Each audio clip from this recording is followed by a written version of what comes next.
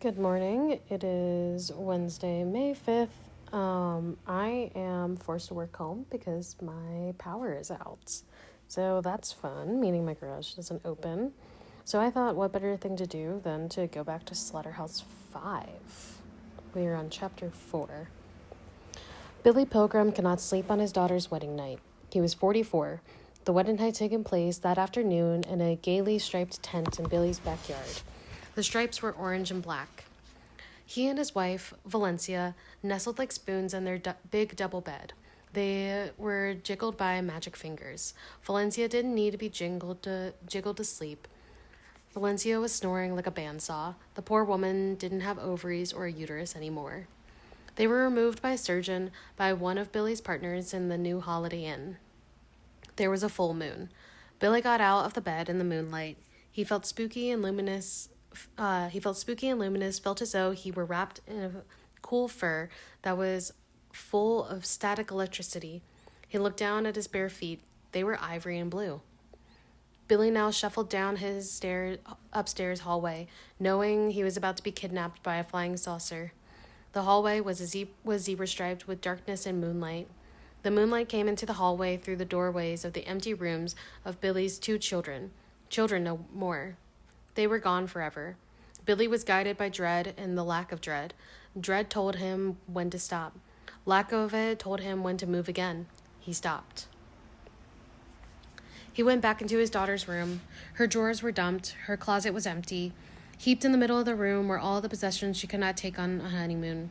She had a princess telephone extension, all her own, on a windowsill. Its tiny nightlight stared at Billy. And then it rang. Billy answered. There was a drunk on the other end. Billy could almost smell his breath, mustard gas, and roses. It was the wrong number. Billy hung up. There was a soft drink bottle on the windowsill.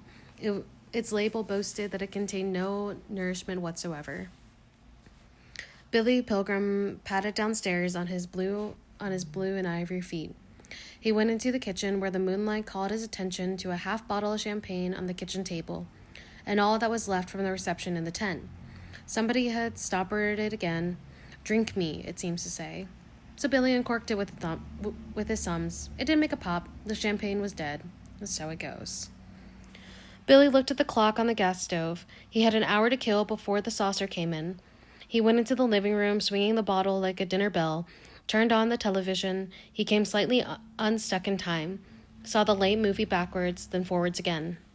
It was a movie about American bombers in the Second World War and the gallant men who flew them. Seen backwards by Billy, the story went like this. American planes, full of holes and wounded men and corpses, took off backwards from an airfield in England.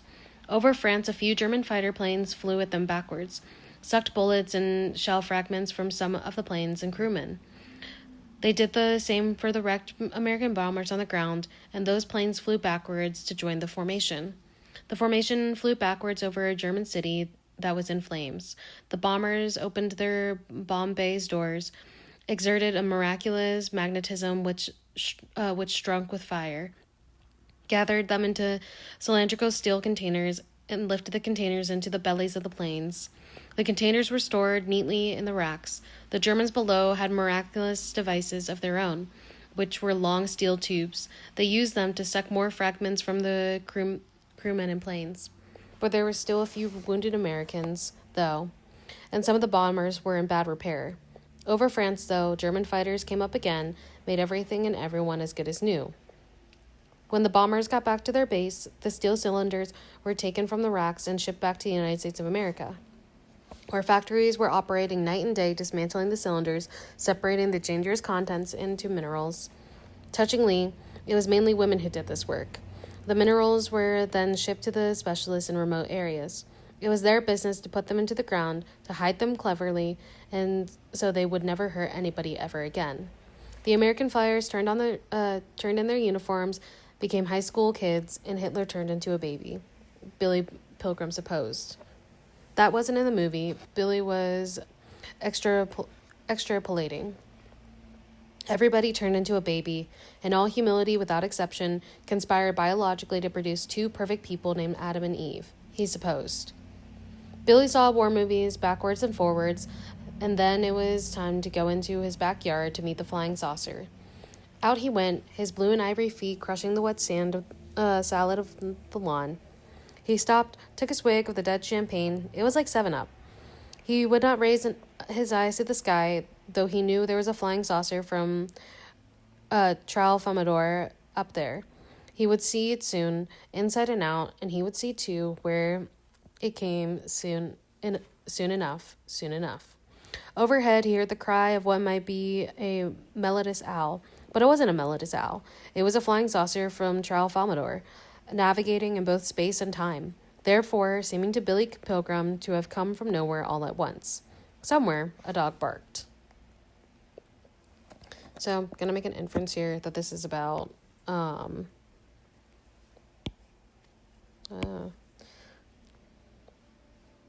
that all of this is about Dredson. About Dredson. And it is curious, it leaves me curious that Billy is unstuck in time. Is not unstuck in time.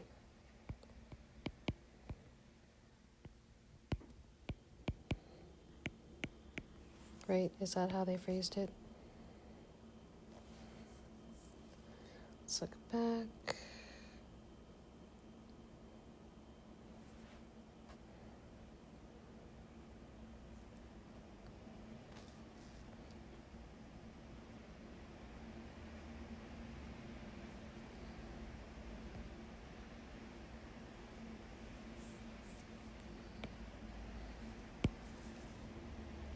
Or that he's slightly.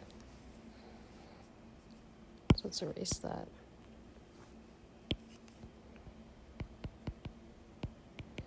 I think that means if he's slightly unstuck in time, that, watching a war movie will make him snap back into reality in some form of fashion.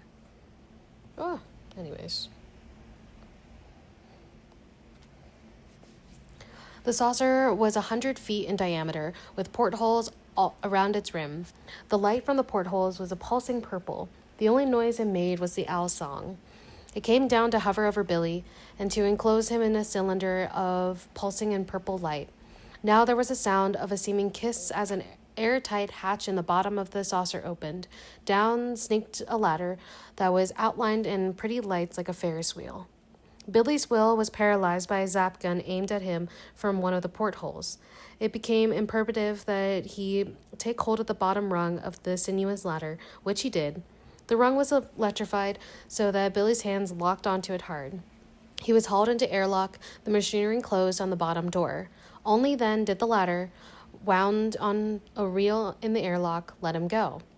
Only then did Billy's brain start working again. There were 2 peepholes inside the airlock with the yellow eyes pressed to them. There was a speaker on the wall. The Tralfamadorians had no voice boxes. They communicated telepathically. They were able to talk to Billy by means of a computer and a sort of electric organ which made every earthling speech sound. "Welcome aboard, Mr. Pilgrim," said the loudspeaker. "Any questions?" Billy licked his lips, thought a while, inquired at last, "Why me?" "That is a very earthling question to ask, Mr. Pilgrim. Why you? Why us, for that matter? Why anything? Because this moment simply is. Have you ever seen bugs trapped in amber?" Yes, Billy, in fact, had seen a paperweight in his office, which was a blob of polished amber with 3 ladybugs embedded in it. Well, here we are, Mr. Pilgrim, trapped in the amber of this moment. There is no reason why. They introduced an aesthetic into Billy Pilgrim's atmosphere, put him to sleep. They introduced an aesthetic into Billy's atmosphere now, put him to sleep. They carted him into a cabin where he's strapped into a yellow Barca lounger, which they had stolen from a Sears and Roebuck warehouse. The hold of the saucer was crammed with other stolen merchandise, which would be used to furnish Billy's artificial habitat in a zoo on Tralfamadore. The terrific acceleration of the saucer as it left Earth twisted Billy's slumbering body, distorted his face, dislodged him in time, set him back to the war. When he regained consciousness, he wasn't on a flying saucer. He was in a boxcar crossing Germany again. Some people, actually, before we go into the war again, so this is all philosophical right here. I don't believe that it's nihilism or rationalism. I think that it kind of is existentialism.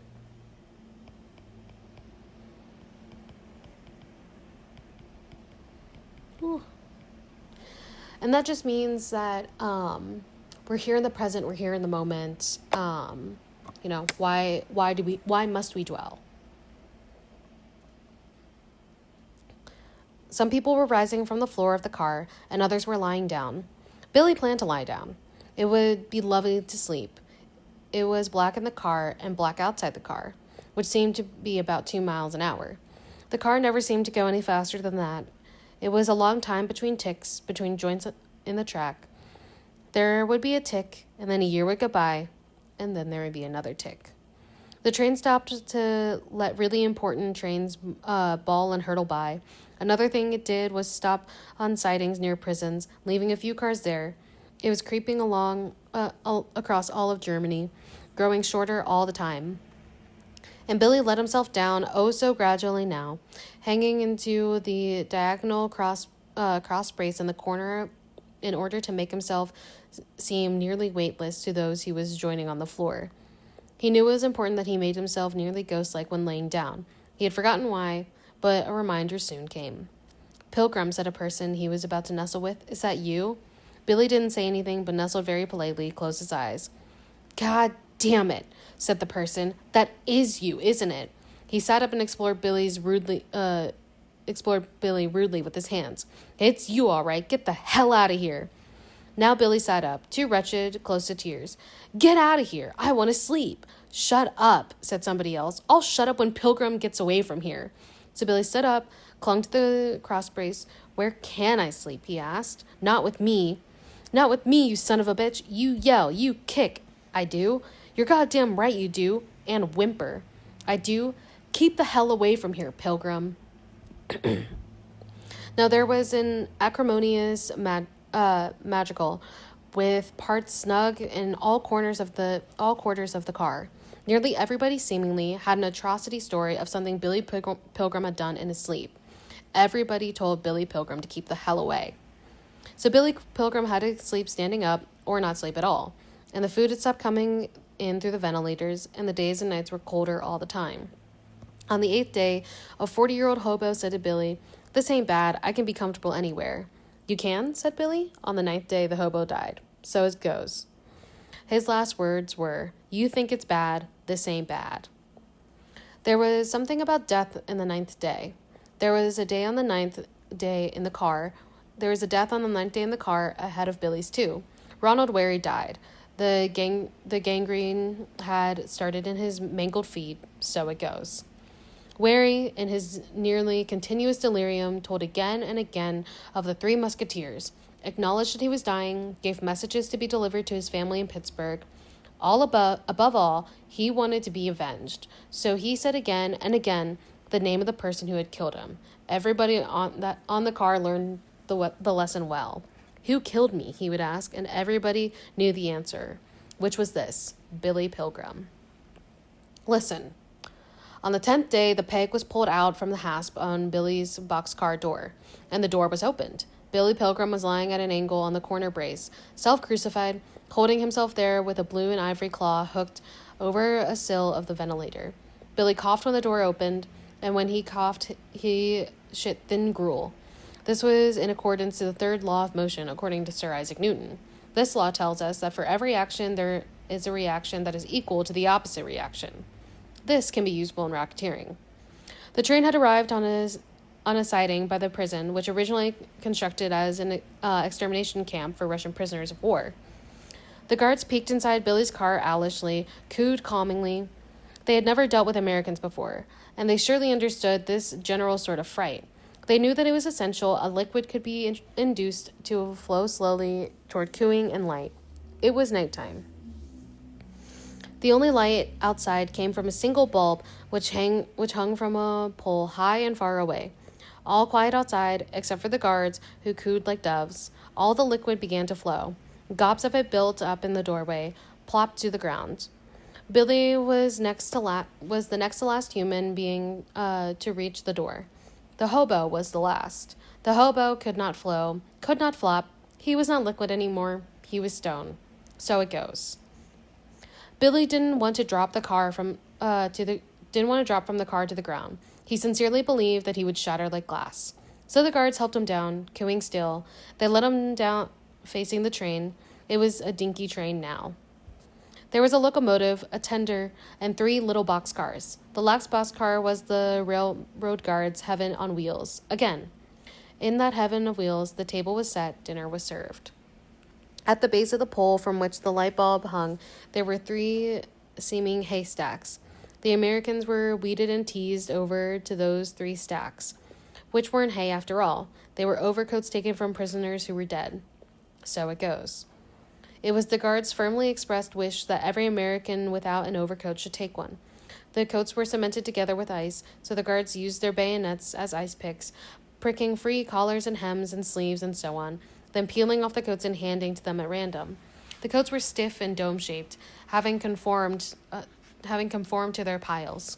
The coat that Billy had got had been crumpled and frozen in such a way that was so small it appeared to not be a coat but a sort of large, black, 3-cornered hat. There were gummy stains on it too, like crankset drainings or old strawberry jam. There seemed to be dead, furry animal frozen to it. The animal was in fact the coat's fur collar. Billy glanced dully at the coats of his neighbors. Their coats all had brass buttons or tinsel or piping or numbers or stripes or eagles or moons or stars dangling from them. They were all soldiers' coats. Billy was the only one who had a coat from a dead civilian. So it goes. And Billy and the rest were encouraged to shuffle around their dinky train and into the prison camp. There wasn't anything warm or lively to attract them. Merely long, low, narrow sheds by thousands. There was with no lights inside. Somewhere a dog barked. With the help of fear and echoes and winter silences, that dog had a voice like a bronze gong. Billy and the rest were wooed through gate after gate, and Billy saw his first Russian. The man was all alone in the night, a ragbag with a round, flat face that glowed like a radium dial. Billy passed within a yard of him. There was a barbed wire between them. The Russian did not wave or speak, but he looked directly into Billy's soul with sweet hopefulness, as though Billy might have some good news for him. News he might be too stupid to understand, but good news all the same. Billy blacked out as he walked through gate after gate. He came to what he thought might be a building on Tralmafador. It was shrilly lit and lined with white tiles. It was Earth, though. It was a delousing station, which all new prisoners had to pass. Billy did as he was told. He took off his clothes. That was the first thing they told him to do on Tralmafador as well. A German measured Billy's upper right arm with his thumb and forefinger, asked a companion what sort of army would send a weakling like that to the front.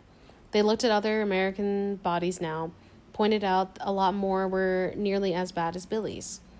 One of the best bodies belonged to the oldest American by far, a high school teacher from Indianapolis. His name was Edgar Derby. He hadn't been in Billy's boxcar. He had been in Ron Wary's boxcar, had cradled Wary's head when he died. So it goes. Derby was 44 years old. He was old. He had a son who was a Marine in the Pacific Theater of War. Derby had pulled political wires to get into the Army at his age. The subject he had taught in Indianapolis was contemporary problems in Western civilization. He also coached the tennis team and took very good care of his body. Derby's son would survive the war. Derby didn't. The good boy of his would be filled with holes by a firing squad in Dresden in 68 days. So it goes. The worst American body wasn't Billy's. The worst belonged to a car thief from Searcy, Illinois. His name was Paul Lazaro. He was tiny. Not only were his bones and teeth rotten, but his skin was disgusting. Lazaro was polka dotted all over with dime-sized scars. He had many plagues of boil. Lazaro also had been in Ron Wary's car and had given him his word of honor to Wary that he would find some way to make Billy Pilgrim pay for Wary's death. He was looking around, wondering which naked human being was Billy. The naked Americans took their places under the shower heads along a white-tiled wall. There were no faucets they could control. They could only wait for whatever was coming. Their penises were shriveled and their balls were retracted. Reproduction was not the main business of the evening. An unseen hand turned a master valve. Out of the shower head gushed scalding rain. The rain was a blowtorch that did not warm. It jazzed and jazzled Billy's skin without thawing ice in the marrow of his long bones. The American clothes were meanwhile passing through poison gas. Body lice and bacteria and fleas were dying by the billions. So it goes. And Billy soon back in time to his infancy. He was a baby who had just been bathed by his mother. Now his mother wrapped him in a towel, carried him into a rosy room that was filled with sunshine. She unwrapped him, laid him on the tickling towel, powdered him between his legs, joked with him, patted his little jelly belly. Her palm on his little jelly belly made potching sounds. Billy gurgled and cooed. And then Billy was a middle-aged optometrist again, playing hacker's golf this time on a blazing summer Sunday morning. Billy never went to church anymore. He was hacking with 3 other optometrists. He was on the green in 7 strokes, and that it was his time to putt. It was an 8-foot putt, and he made it. He bent over to take the ball out of the cup, and the sun went behind a cloud. Billy was momentarily dizzy. When he recovered, he wasn't on the golf course anymore. He was strapped to a yellow contour chair in a white chamber aboard a flying saucer, which was bound for Tralmaphador. So, the big thing is that these... Can I move this over to here? And then get rid of that, yep. These two are obviously connected, that he is trying to escape the moment.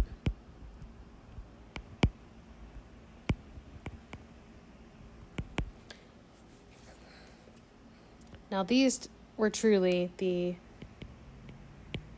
unstuck in time moments, so to speak. "Where am I?" said Billy Pilgrim. "Trapped in another blob of amber, Mr. Pilgrim. We are where we have to be, just 300 million miles from Earth, bound for a time warp, which will get us to Tralmaphador in hours rather than centuries. How did I get here? It would take another Earthling to explain that to you.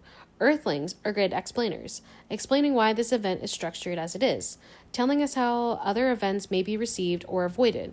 I am Tralmaphadorian, seeing all the time you might see a stretch of Rocky Mountains. It is time... All time is all time. It does not change. It does not lend itself to warnings or explanations. It simply is. Take it moment by moment. You will find that we all are, as I've said before, bugs in amber." "You sound to me as though you don't believe in free will," said Billy Pilgrim. "If I hadn't spent so much time studying Earthlings," said the Tralmaphadorian, "I wouldn't have any idea what was meant by free will. I've visited 31 inhabited planets in the universe, and I've studied reports on 100 more. Only on Earth is there any talk of free will."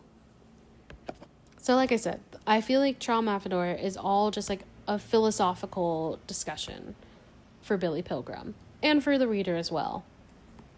That he's once again saying, hey, why are you trying to focus on all of these questions when you're a fossil? You're stuck in time. You are stuck in this moment with me.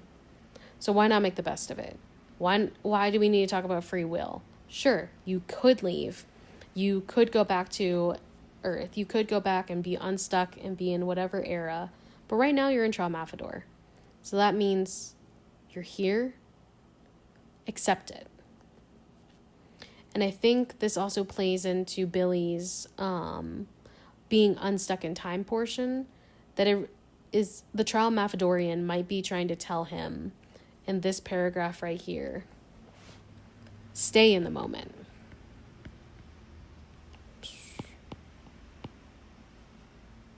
Erase that. There we go. Stay in the moment.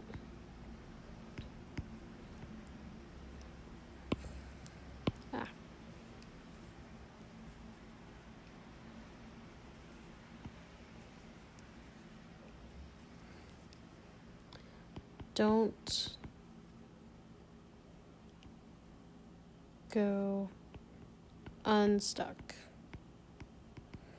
I think that's what it means. For just like a recap of what happened this chapter. I believe this is the first chapter. It's been a second since I've read or done a video over it. But this should be the first time that we are seeing Trial Mafador, yeah? And that we're having an interaction with the Trial Mafadorian. He does jump around a lot more. That we start off with him being at it being the night of his daughter's wedding. Him and his wife are in bed. He goes to Trial Mafador. And then he's back in the war. And then he's in infancy. And then he's on a golf course. And then now he's back on Trial Mafador. But I'm going to pause this, take a little break, and then we'll get into chapter 5. But that is all.